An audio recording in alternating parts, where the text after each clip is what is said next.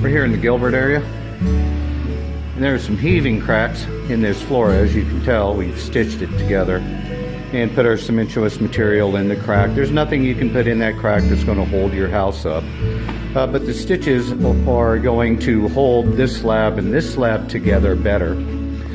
But what the issues are is the moisture on the outside of this home is slightly settling the exterior perimeter foundation and causing this lift and this heave from the outside to the interior floor. So we want to stabilize these two separated slabs here by using a floor stitching method. And what we have in there is number 4 bar 1/2 inch and structural epoxy grout holding it in there securely.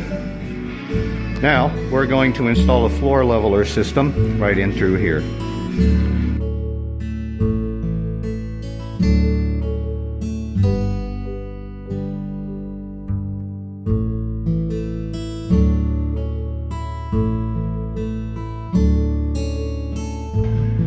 We went over our stitches. Once this gets dry, then put the carpet back over, and then on this side the tile goes back in. For more information about floor leveling systems, contact James at 602-418-2970. Go to concreterepairman.com. Thank you.